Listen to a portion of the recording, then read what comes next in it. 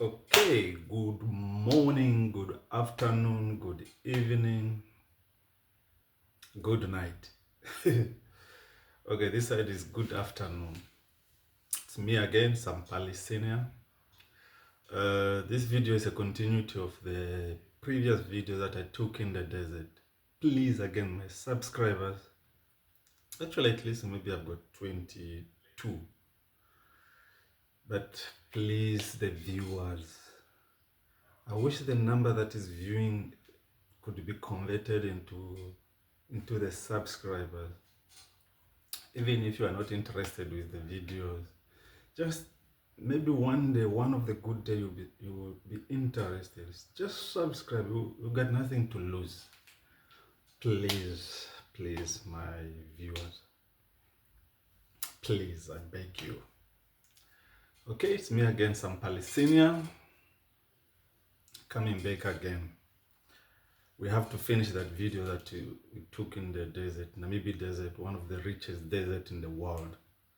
So this video will be the continued. Last time I didn't have time to talk about the guy who discovered the diamond in that desert. So his name was Zakaria Lewala. So I'll talk about Namibia desert and Namibia and Africa. So now this gentleman Zakaria Lewala, the first person to discover the first diamond in Namibia, he was a railway worker, was busy working in the railway. Then he discovered the shining stone. So by the way, Zakaria Lewala was working in South Africa, in Kimberley. So he had an idea or he had an experience regarding the diamond. So actually before that, let me introduce myself again. I'm Sampali Senior. Where I am, it's a town called Orange Moon. You will find it in Namibia desert, one of the richest deserts. So this Orange Moon is in Karas region. So here in Namibia we call regions or whatsoever. I've seen like in other countries they say is it a county? Something like that. Some they say district, or yeah.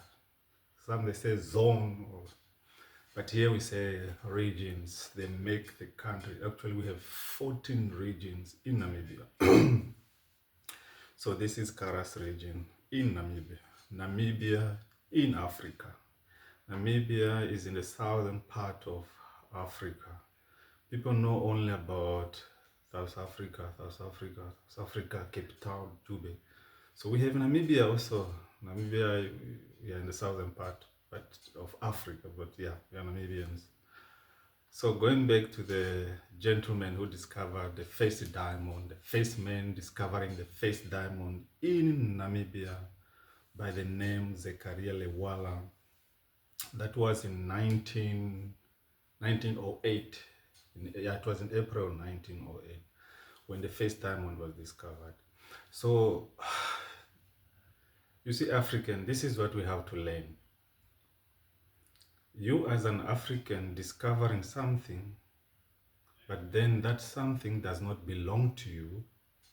It will be taken, or it has been taken away from you by the Western or by the European or by the whatsoever.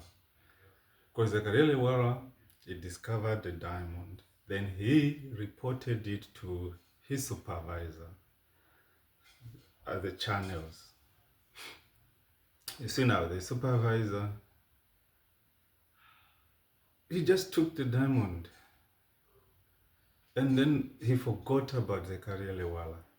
Then he took the diamond away from, actually Zakaria Lewala handed it over to his supervisor. Then his supervisor took the diamond to wherever, his channel also. But now the whole thing was like turning. He tended to be like, yeah, he's the one who discovered that shining stone. So there was nothing given to Zakaria Lewala, but the stone was a lot of money. It was a lot of millions. To talk about diamonds, it was a lot of money. But it was taken away from him. They did not even recognize him, not even rewarding, not even what. It was only his name that is in the history book. Actually, they not give him anything. But then his supervisor became rich, even if he was still existing now. His family now, if they're still there, they are rich. And the career level who discovered it, he did not get. So the lesson from there is, here in Africa we have everything. Imagine this in this desert, Namibia desert, we have gold, we have diamond, we have uranium, we have copper, and then we have salt. We still have certain minerals, those ones that are small, and yeah, something like that. But we have bigger stuff here like uranium and diamond and gold. Those are the major minerals that you won't find in any country whatsoever. But now the tenders of Africa, we have such resources, but then it's taken away from us by those ones. But then when are we going to start, to own our minerals? Like now there's a war going on. The fuel price went high, the oil price went high. In Africa, we have oil in Africa. But why don't we trade our own oil in here in Africa? Why are we depending on those Westerns or Europeans?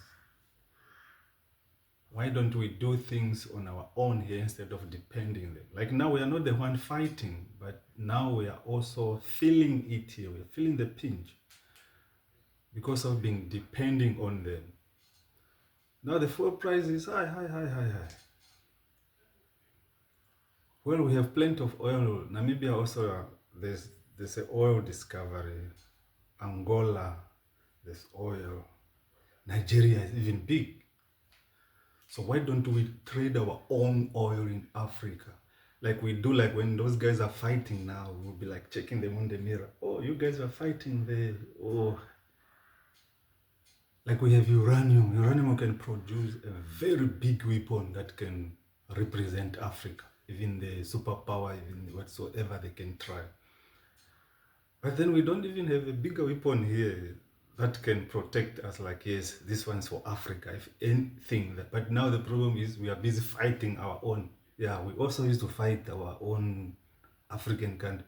Instead of us being united with the mineral resources, rich resources that we have, produce something to ourselves, to our Africa. Let's not sit on our stuffs, our minerals. Why don't we trade to each other? Let's stay away from the tendency of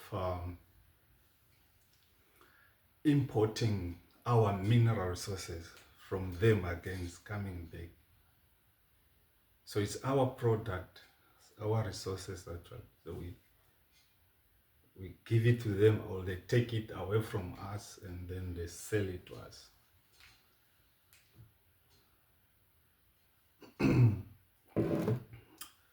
Why don't we just trade it? Why don't we manufacture anything from those mineral resources?